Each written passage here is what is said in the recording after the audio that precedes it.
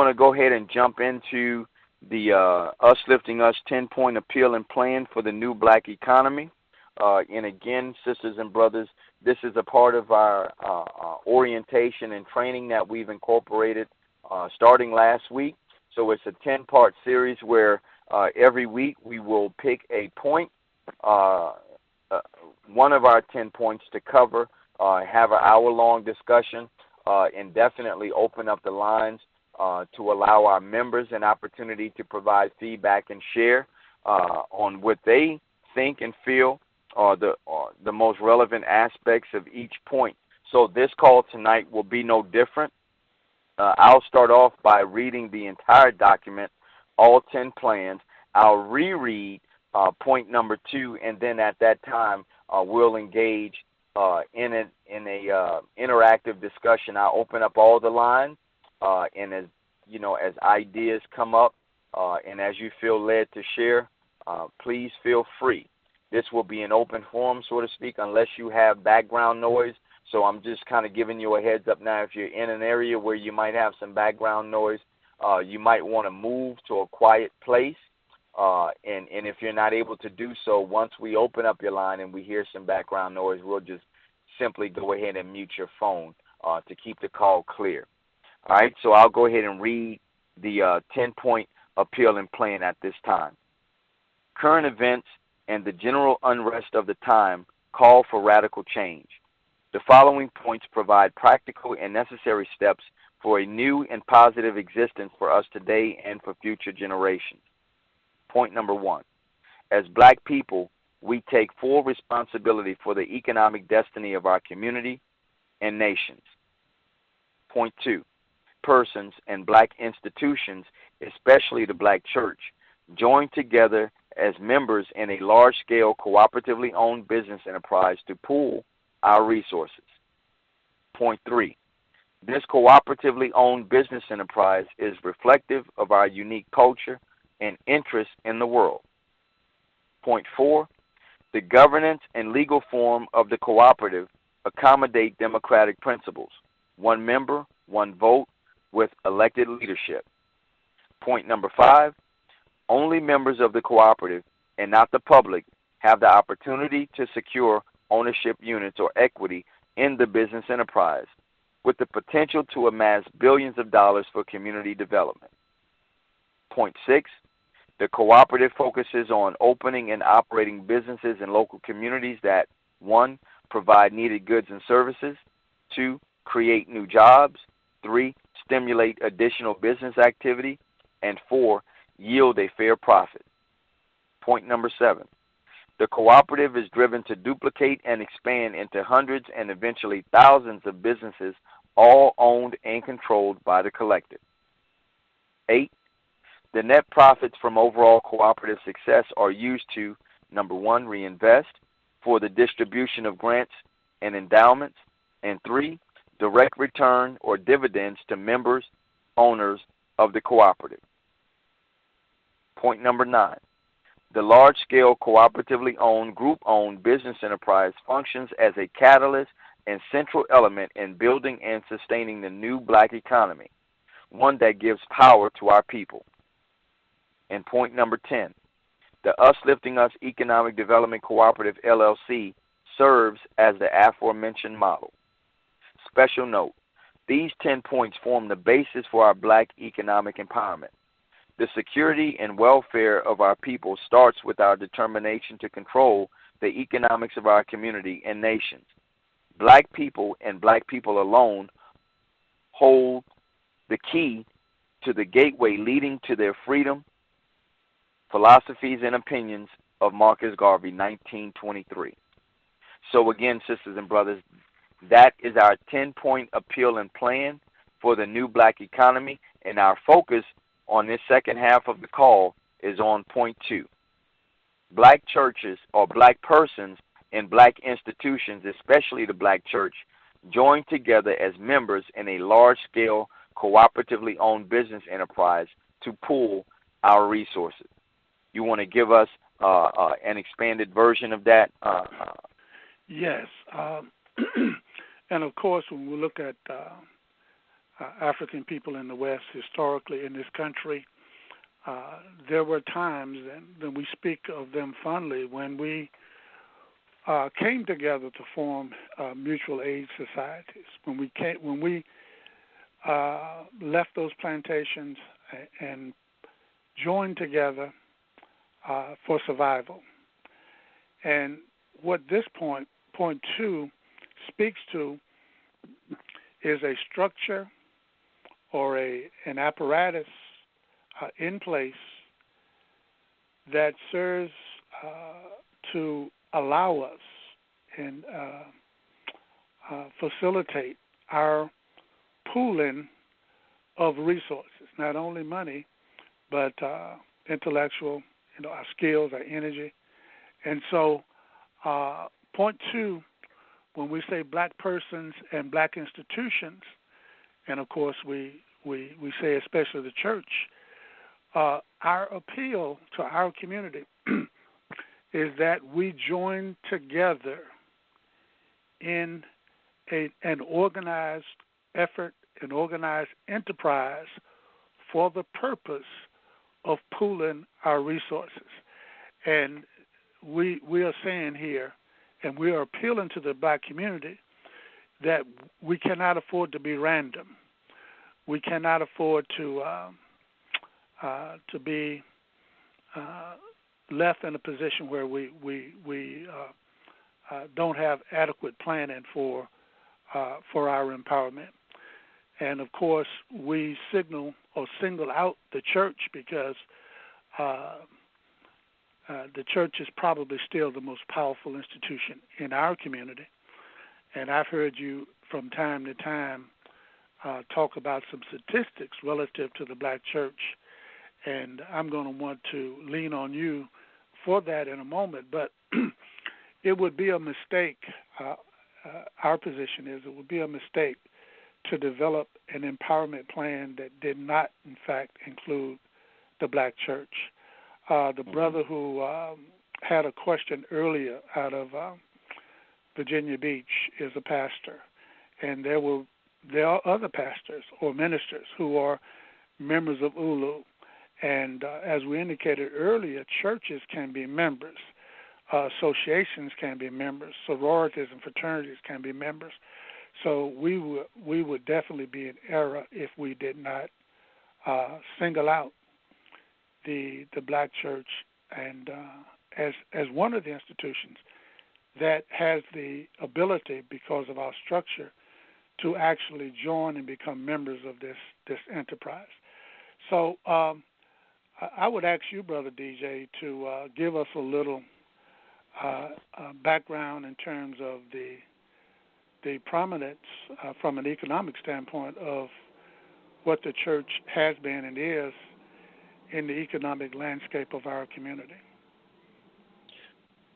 And thank you for that opportunity, Baba Hakeem. I always make mention when we're covering the 10-point appeal and plan, and specifically point 2, I make mention to note the U.S. Census from 3 or 4 years ago that noted that people of African descent in the United States deposit in tithes and offering approximately $250 billion a week into the black church, right? Now, most of these resources, most of this $250 billion a week, a $250 million a week, I should say, are deposited in banks that are not ours. In other words, these are not black banks, by and large, that these deposits and receipts go to on Monday mornings.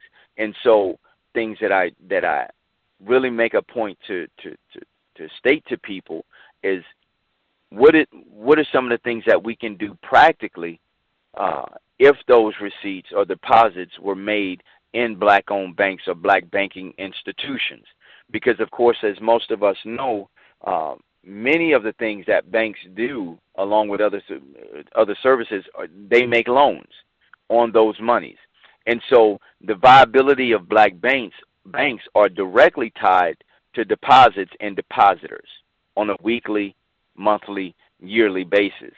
Okay? And so there is no greater institution in terms of size than the black church that has the ability to deposit hundreds of millions of dollars in the coffers of banks, whether they be white or black, on a weekly basis. There's no other institution, single institution, that has the ability to do that other than the black church. So just like Baba Hekima said, to have a conversation about black economic empowerment that does not directly include the black church is being naive and foolish, to say the least. So the black church has to be included, if for no other reason. The size of those institutions and the amount of resources that flow through those institutions on a weekly basis. So again, we have a tremendous amount of resources that if we can just harness it in a proper way, building these relationships with pastors across the country to encourage them to help keep black banks viable and in a position to continue to give loans and build the economics, or help to build the economics of our communities, we would be a lot further along in our progress. So I thank you for allowing me an opportunity to share that, Baba Hekima. Yeah, and of course our plans in ULU call for building financial institutions as well. And so at a point in the life cycle of ULU, we will own banks, and of course the church will be instrumental in helping us do that. And we may want to also let brothers and sisters know that it may have been as much as 2 months ago, some of the local artists, some very well known, came together here in Atlanta, and as encouraging our only black bank, Citizens Trust Bank, and we have an account there, ULU has an account there, to step up and perform based on 21st century needs. And so fill in, I may not know the names, I know that Ludacris, Jermaine Dupri, Killer Mike, Usher, Chaka Zulu, I'm not sure the others, mounting a campaign, and they have a target in terms of new deposits at this bank and encouraging persons to take out loans. And we join with them in that effort. And so in addition to doing what we talk about in terms of the ULU plan, we definitely want to join with other efforts around the city and around the country that gives structure and predictability to what it is that we're building. It's not just enough to talk about it, but we've actually got to put things in place and to guide them towards the ends that we seek. Certainly, certainly. And so at this time, Baba Hekima, I'm going to begin to unmute everybody's line unless you have background noise. So we're going to, in an attempt to make this call, second half of the call, much more interactive. And so again, as questions or even comments come up, feel free to jump in, because we want to hear what you have to say as well about point 2. Okay, so we'll begin to unmute the phones at this time as we continue to move forward with our discussion. So once you hear your phone beep, that means your line is unmuted. And if you have a question or even a comment for myself or Brother Hekima, or even for everybody who's listening, feel free. It's an open session at this time. And while brothers and sisters are formulating one comment I'm going to put up there. Did someone have a comment? I just do say that was at her. I thought it was having some. She ain't that big at all. Yeah, that was some background noise, so we're good. Okay, good. It's incumbent upon us as mature brothers and sisters in our movement to do what we can to formulate prescriptions, plans, strategies, and formations to accommodate this need for us to pool our resources. And so if for whatever reason ULU is not successful, we don't see that occurring. We feel that we're going to be successful. But if for whatever reason we are not successful, the need is still there for a well-thought-out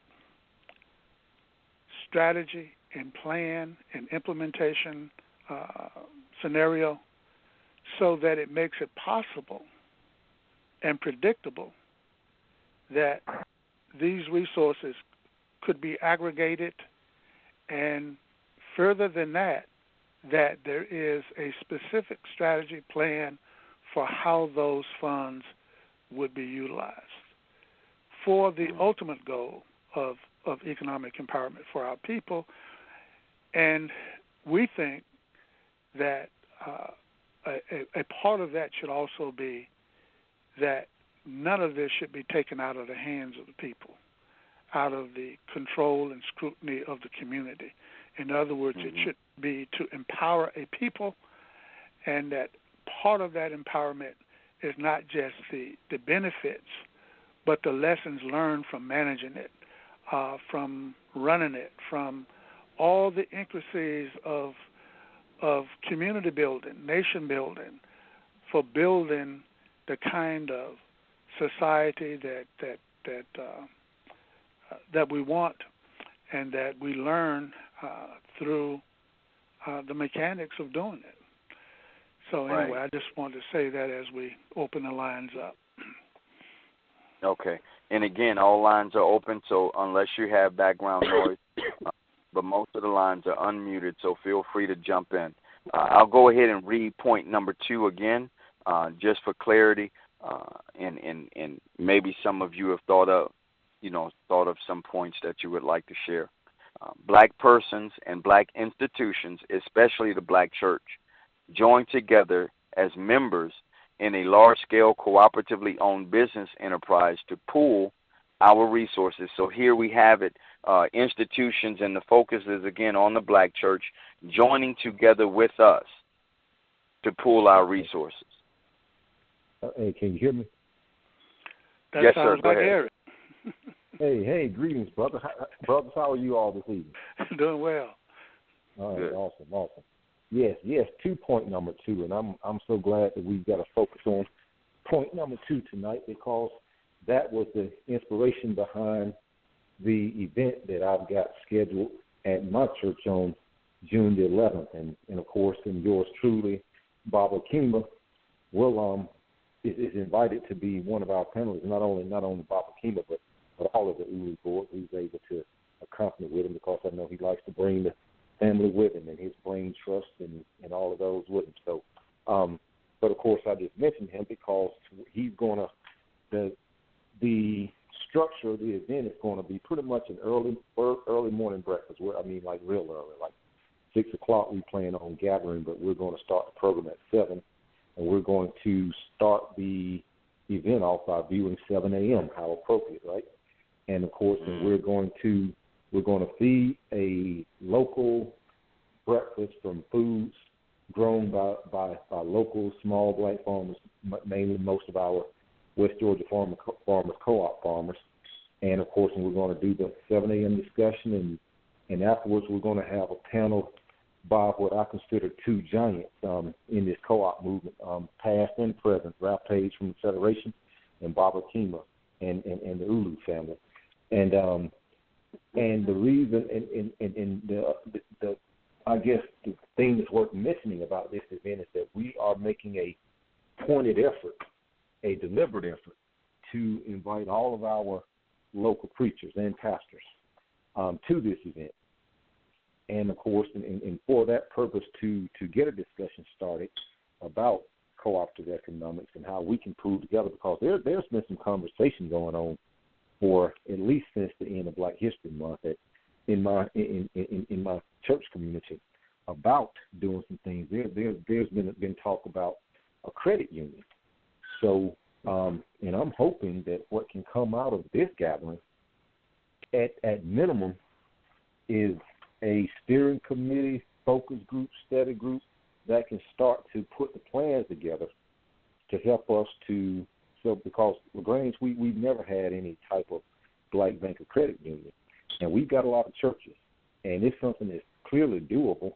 And with the expertise of Mr. Page from his years of the Federation, he's built credit unions throughout the Southeast, and of course, and then of course with some of the ideas and innovations that ULU is able to bring, we hope at minimum to get a discussion going, a serious, focused discussion with some plans on, you know, how we go about bringing a small credit union to our community, and at the most, we hope to, of course, you know, get a full commitment from most of it, from most, if not all of the churches represented there. But we're expecting it to be a pretty well attended event and a robust gathering. So I just wanted to say that because it was so appropriate that, you know, of course, and that we're focusing on churches cooperating in this co-operative movement, and of course, we have an event, and the event will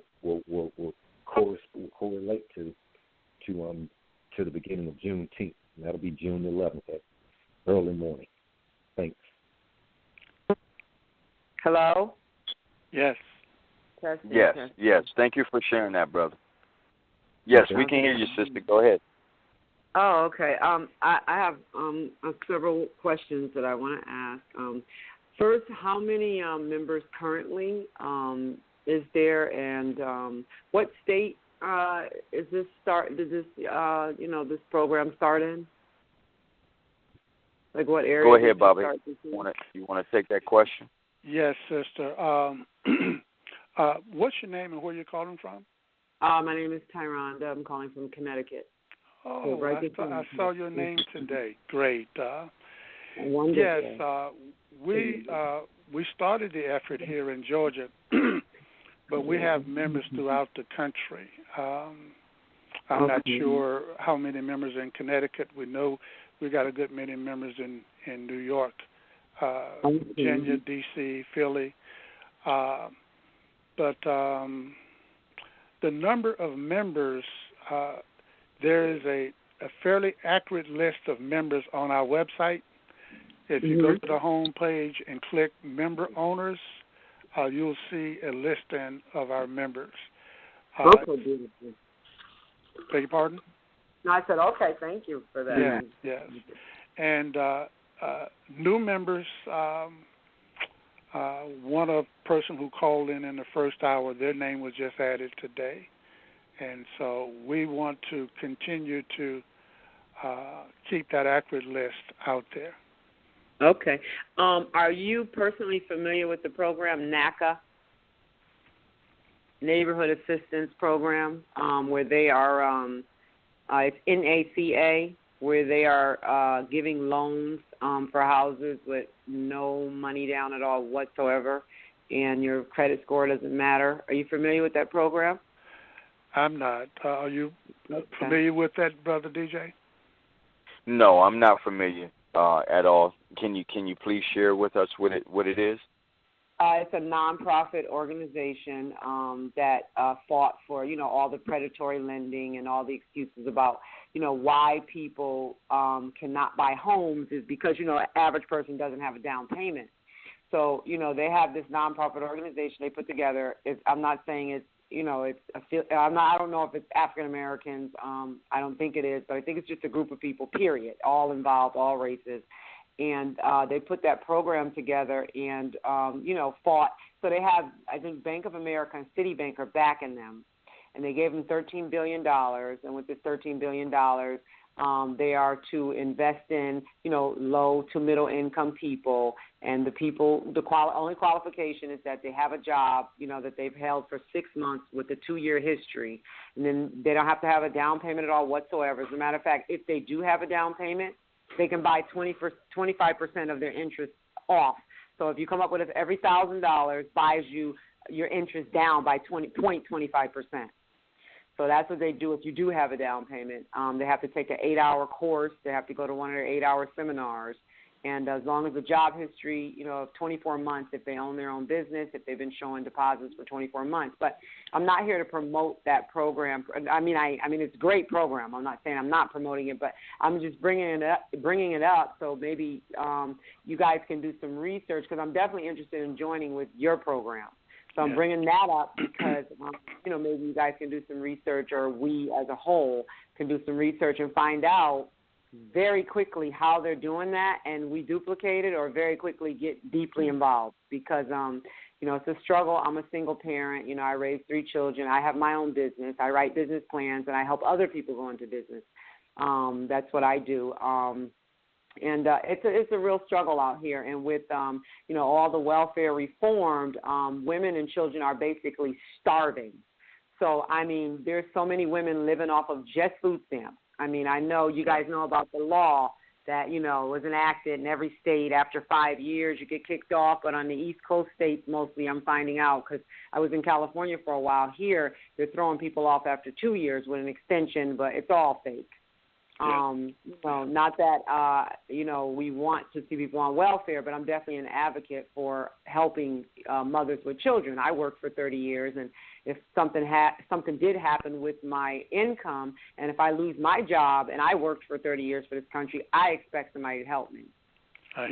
So, I help myself, thank God, but everybody doesn't have the drive or the initiative or the support or whatever it takes to start a business. I started my business from zero.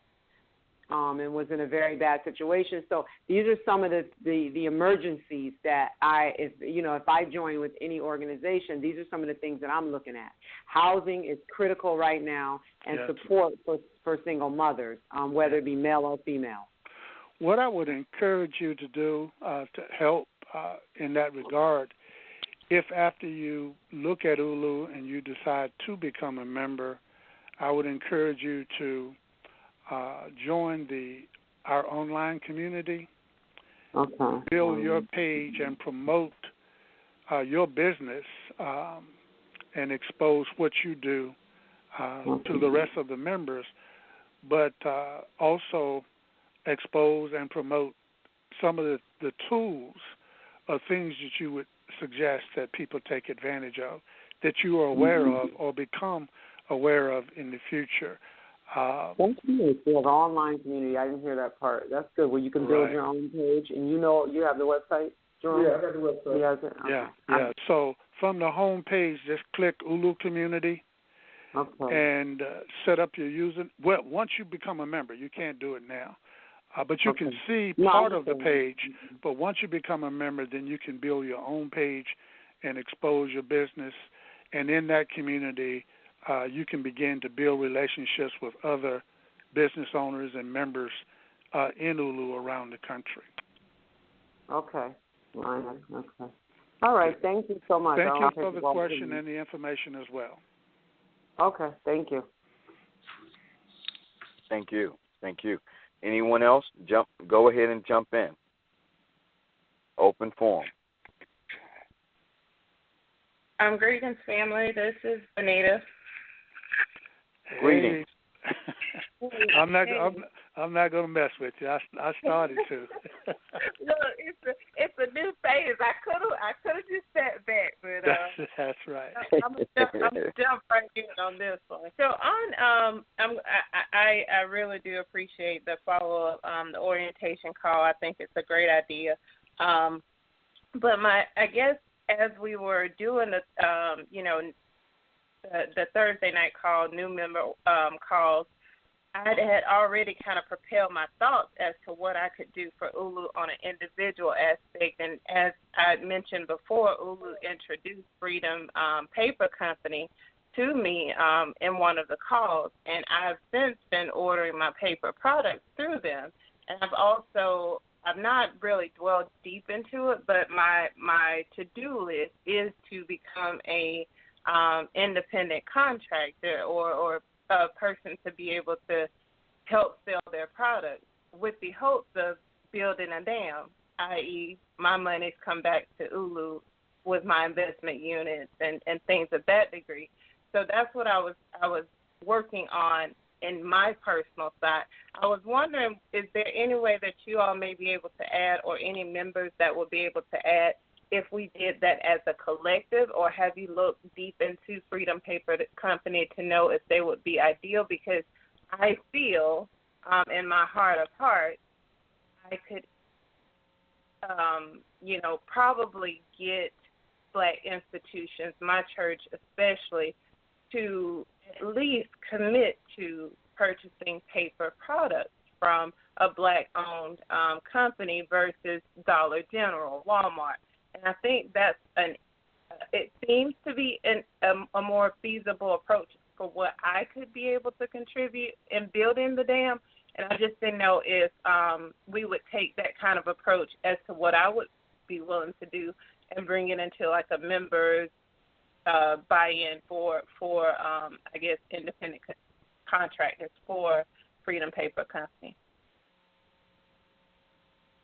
Yeah, thank you for your question, Sister Benita. Bobby Kimmy, you want to take that? You take it. Okay. Yeah, we do have I guess you would call it a limited relationship with the brother who runs Freedom Paper Company, Brother Muhammad. His first name escapes me at the moment. But we have had, Camus, Muhammad. We have had several conversations with the brother, I would say, over the last year, maybe year and a half. And so we've been interested in the process of becoming a distributor for the paper product, or at least an interest for some time.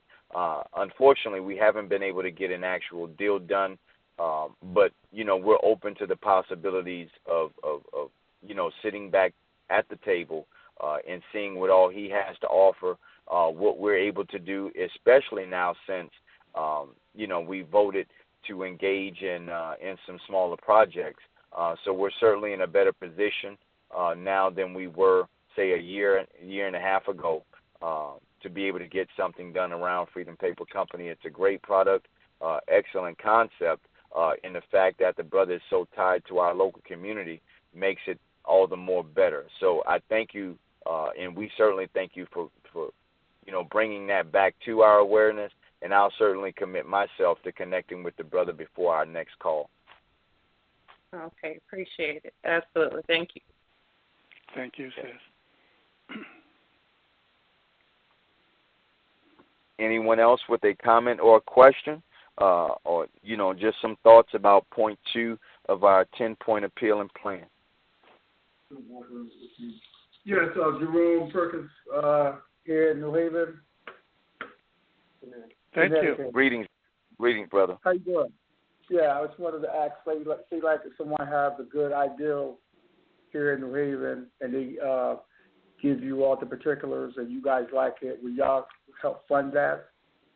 And become a ULU member in conjunction out of the gate? I'll take that, brother. This is Hakima. We're not a financial institution. So, what would happen in a scenario where ULU members had a good idea for a business in a local community?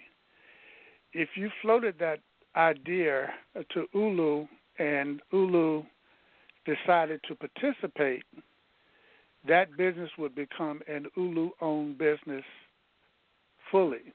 It would be organized as a cooperative, and it would be owned by ULU members globally.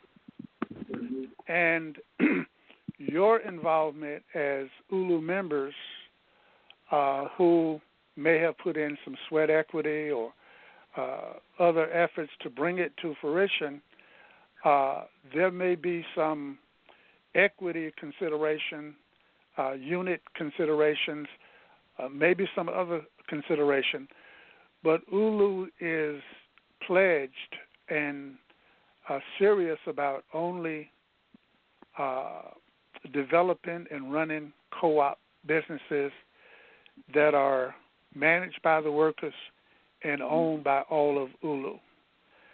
Now, that's not to say that if you had a business, a viable business, and that there was a way for us to partner with you through what we ran as a co-op and what you ran as your own business, and that there would be some kind of supportive relationship that could occur. But ULU is not in the business of funding or operating as a bank or a credit union to fund ideas, whether they're from the general public or from members. And hopefully that's understood and appreciated.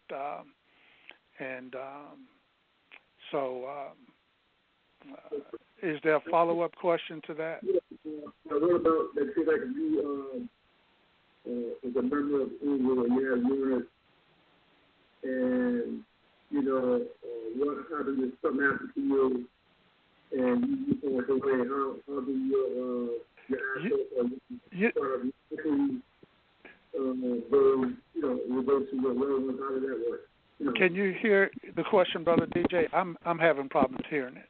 I'm saying that if, say, like you're in ULU and you're a member, right, and you have units, and and you pass away, what happens? Good. Yeah, what you will do as a member is fill out a purchase agreement, and you will indicate who your beneficiaries are, and you will divide them if it needs to be divided. And let's say that a member dies, and the beneficiary must also qualify to be a member. If that beneficiary cannot qualify to be a member, then the unit will not be passed to them. It will be liquidated, and what will pass to them is the cash. In other words, we would cash out and put the cash in that person's hand. In other words, we don't want a scenario where units or ownership units in ULU would be owned by people outside of our community, or people who would not agree to the operating agreement and to the overall mandate of what it is that we're doing. So there is a process to exercise your authority and your wishes in terms of what your units or who your units would be passed to. Yeah, do you allow people with criminal records to become members? Like, people coming out of jail? We don't ask. We're not concerned about it. They're not criminals with us. Okay. Yeah. That's good. Thank you. That's cool. Thank you. All right. Y'all up there in Connecticut, huh? Okay. Oh, yeah, we checking you out real good. There you go. That's beautiful. It's always beautiful when couples look at things together. And we're not a couple. We're not a couple. You're not? We're okay. We're family. That's Your my family. cousin. Okay, well, yeah, that's what I really meant, right? We're trying to unify the family here because we have about 15 last names and 8 churches, and that all migrated from North Carolina. And we also own in North Carolina our last names of land of I guess my grandfather built the first church down there, and had 18 children, and then he bought land and gave each of them some land, so they have streets and land and acres named after a lot of our different last names that came from our greatest grandfather. He's past great. I don't know how far back, but yeah. Nevertheless, Connecticut. Yeah, everybody always says, "Are there black people here?" Well, this was where they brought the slaves at first, right? So there's got to be. Everywhere I go, they ask me that. They say, "Are there black people in Connecticut?" Hell yeah, there's black people here. We're the first slaves right here. Thank you. That's beautiful. My cousin, he found the program, and I'm an adamant, persistent businesswoman. So he found it and brought it to me, and he knows how I critique and look at everything. So I said, well, every day he kept talking about your program, and I was like, oh, let me just take a look at this program. And so I'm very impressed with any type of program that's unifying people and bringing people together and forming cooperatives. And cooperatives are extremely powerful. So I think it's a great idea. And come aboard with my ideas and collaborate with your company and your ideas.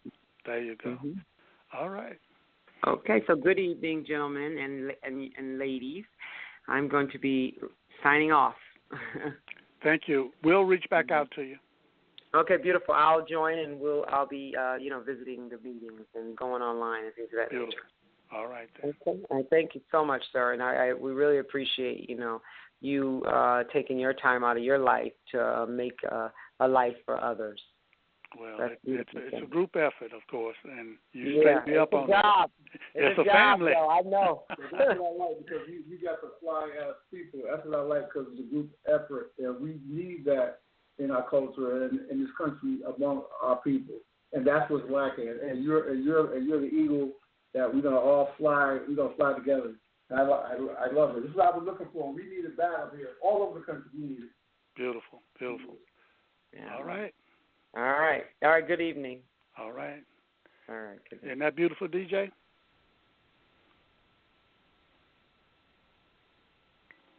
Yep. Yeah.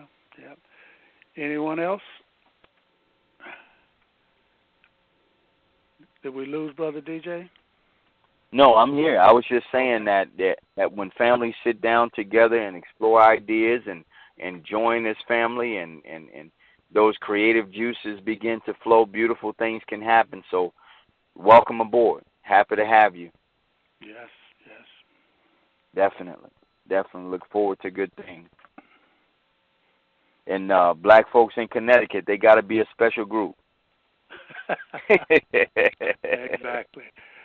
And see, the thing that she mentioned in terms of their roots being in North Carolina, and the land has been in the family, and the streets are named after ancestors, that happens across the South. And as we build large-scale cooperatively owned enterprises, as ULU, we're going to be able to connect the rural and the cities.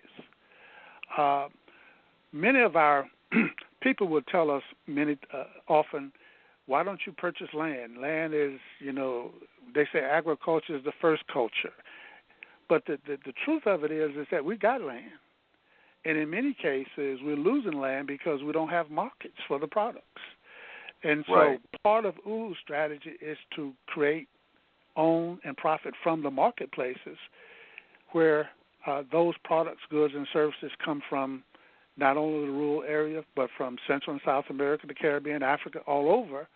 And we began to treat the marketplace from a not just an emotional thing, but strategically, and actually build it, profit centers in it that fuel the economy that we're speaking about. But, yeah, we hear almost every week that someone in the North is attached to land in the South that is, in many cases, not in production, but they want to bring it into production. And so that's beautiful.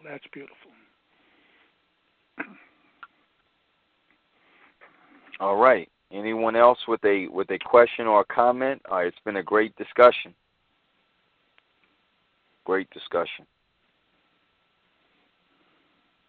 We've pretty much got everybody on the line. Do we have any other questions or comments?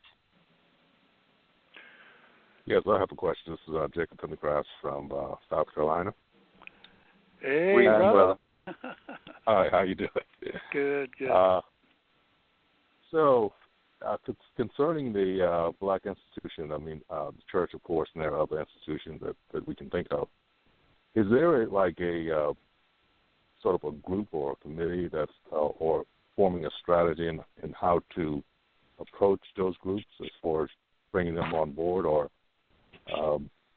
is there a plan for putting together a group to do that? Yes, there is, but it's right now we don't have staff people in place to actually administer that kind of outreach. Mm-hmm. There have been associations that have come to us through individuals who were part of those associations, and as a matter of fact, they've joined. But there must be a more focused approach. Because some of these organizations have to be romanced over years, and you would know.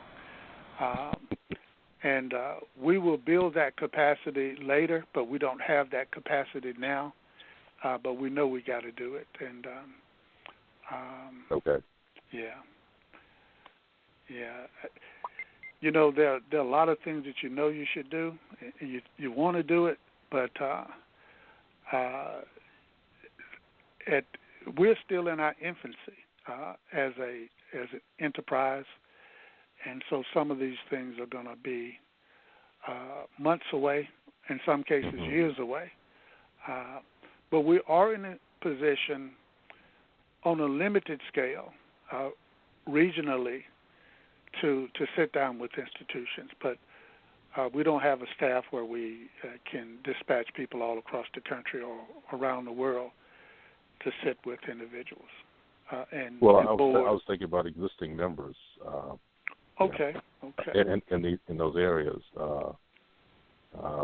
maybe working out a strategy of how to approach these institutions with members in place, like that close by these institutions, that we could call on these institutions and present our plan, and it's basically an informational sharing, but it's sort of requires a little bit of training on our part, because a lot of us are not into marketing. Of course, my background is not marketing, but it's that I'm thinking from a sort of a volunteer member standpoint, that we can have designated people if they would join, if they would we have a group, and that group would be specifically to go out for these type institutions.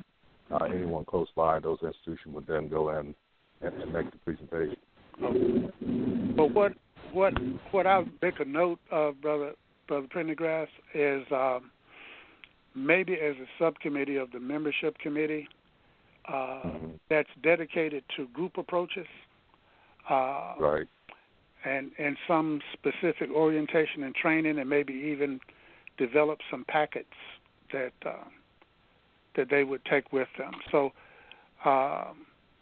let's nail that down, and I'll make a note of that too in the discussions of the membership committee to have that task parked as a sub effort in that committee's work. Right. I appreciate the implications there, and our need to empower members to function in that role. Thank you. Okay. Thank you.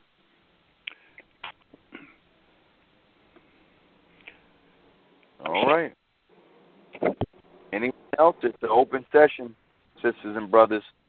Any additional questions before we sign off for the night? We've got about a little less than 8 minutes to go in our discussion, and it's been great. A lot of important points raised, a lot of questions asked, and a lot of helpful answers given. So we definitely thank you all for participating.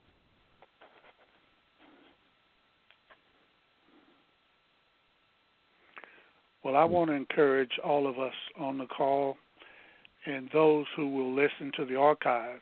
And, of course, these discussions every Thursday are archived, so you can go back and listen to them.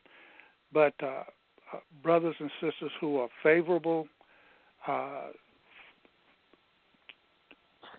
for this approach, or who you're a member or you're leaning towards being a member, I want to encourage all of us to, when the website opens and the 10 points are there, to print out 3, 4, 5, 10, 15 copies of the 10-point appeal and plan, and just keep them with you. And when you move about in life and the opportunity arises where you can ask a question, ask a brother or sister, just say, well, you mind if I ask you a question? If they say, no. Would you be in favor, or do you think it's important that we control the economics of our own community? And if the person says yes, just give them the 10-point appeal and go on and shop, whatever. I mean, if they engage you in the conversation, good. But just create an environment to pass those 10-point appeals and plan out to persons. I know personally that there are people in East Africa passing them out right now or in the last couple of days. And so we want to have a scenario where people, in whatever walk of life you're in, if you're a pastor, if you belong to the National Association of Black Computer Programmers or whatever, as you move about in life, just move those 10 points to people that you know and people that you come in contact with. We never know what that will lead to, but we think we have calculated what it leads to. It will lead to something great. We know that there are tens of thousands of people looking at ULU who haven't joined, and it's almost a spiritual process. Our people, they want you to show them something, and so slowly but surely, people are coming in and making a contribution. So I'll just say in closing, I'm hopeful that that if you decided to be a member, click join, fill out the application, click pay/donate, pay the $50, and we'll interview you and hopefully bring you into the family. Hey, greetings. This is Eric again. I had wanted to follow up right after the brother had made the point, the suggestion about having an approach, a strategy to approach the churches. And I was just going to say, as a follow-up to his comments and just further clarification on the effort that we got going on June 11th, that was the point that he made was something that was heavily in consideration when the event was kind of put together. As far as this area, that would serve that event will serve as like a kickoff for maybe how to begin to approach churches in that manner, because as I mentioned earlier, there's going to be a deliberate effort to have as many of our local preachers as possible there. And as far as point two in the church and business and things of that nature, I'm Methodist, and I belong to the CME Church, which was originally the Colored Methodist Episcopal Church, but it's now the Christian Methodist Episcopal Church. And our church itself is a corporation. If you know anything about the Methodist structure, the Methodist Church is a corporation. But actually, the only business they're in is the business of the church. They don't own anything other than church property. Of course, all churches, the building and the property belongs to the corporate church. And so I just say all that to just simply say the Methodist Church, particularly the CME Church, is already geared toward business. But this, will be an opportunity to maybe change their paradigm as opposed to being in business other than the business of the church. And so just to follow up on his point, the event that we're doing on June the 11th will be kind of like an official kickoff. Particularly, I can speak for my area, and of course, and it may serve as a model for some things that we can do in some of the other areas to introduce not only ULU but cooperative economics to some of these church communities. Thank you. Well, we're going to lean on you to help shape that approach. All right. Thank you. Well, all in. Yes, sir. All right. Any other closing questions or comments before we sign off for the night, sisters and brothers? Want to offer one last opportunity.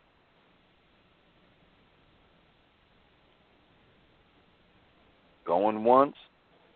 Going twice?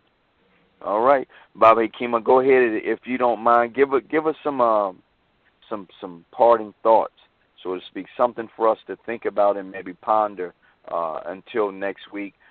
And again, sisters and brothers, this is a call that we do every Thursday night at 9 p.m. Eastern Time. In the first half of the discussion is designed for prospective members to gain greater insight on UsLiftingUs, what it is, how it came about, and what it's designed to do. The second half of the call is where we engage in member training and orientation, where we open up all the lines, go through one of our 10 points to establish a level of clarity so that we all will be on the same page moving forward and develop some talking points. And so that's what this call on Thursday night is designed to do, those two parts. So go ahead, Baba Hakeem. I just wanted to mention, one last thing. Before we sign off, those of you who are listening in via internet, definitely invite you to check out our website at www.UsLiftingUs.com. That's UsLiftingUs.com. Get a feel for our structure, our culture. Share it with your family members, friends, co-workers, other community activists that you may know in your local community. And more importantly, get involved. Get involved in ULU. ULU is a cooperative business enterprise that is owned and controlled by its members, and so we all have a responsibility as member owners as well. Take it away, Baba Hakeem. Well, I really want to thank all Eric and Jacob and our new family there up in Connecticut for asking the question, and I just ask us to be honest with ourselves. I would say that every last one of us in our heart of hearts really desire that we be in charge of our affairs, that we not be exploited, that we not be dominated, that we not be mistreated. And so what we have developed in Us Lifting Us, and the name really says it, Us Lifting Us, because we know it's going to have to be us. But the second part is Economic Development Cooperative. And so in our names, we're saying we need to pool our energies, us lifting us. We're talking about upliftment. And then we want to form a cooperative for the purpose of developing our communities economically. So when I say be honest with ourselves, sometimes we settle for secondary objectives. Let's be honest and know that, in fact, we want to be rulers. We want to control the economics, the politics, and the culture of our communities. And so ULU provides for us a structure that allows us to format that, to cooperate with other institutions, other businesses in doing that. But this is a big idea. And this is going to scare some of us because, sometimes we're encouraged to go slow and to not be so bodacious about these goals. And so I just encourage us to think of anyone in the world that you know that in their hearts they really don't want to control themselves and their environment. And if you find that person, you know that that person is supremely wounded. And even though we know that we're wounded, but we're not supremely wounded to that extent. So let's when we come together and when we think through and we seek to format what it is that we do day to day, understand that it's for the ultimate goal of us not being forced to serve any master other than ourselves, and in some cases we say ourselves and the Most High. So again, we'll be back together again next Thursday. Forward the email that you receive, and we look forward to communing with you next Thursday, and some of you, of course, will talk to you during the week. Peace, family.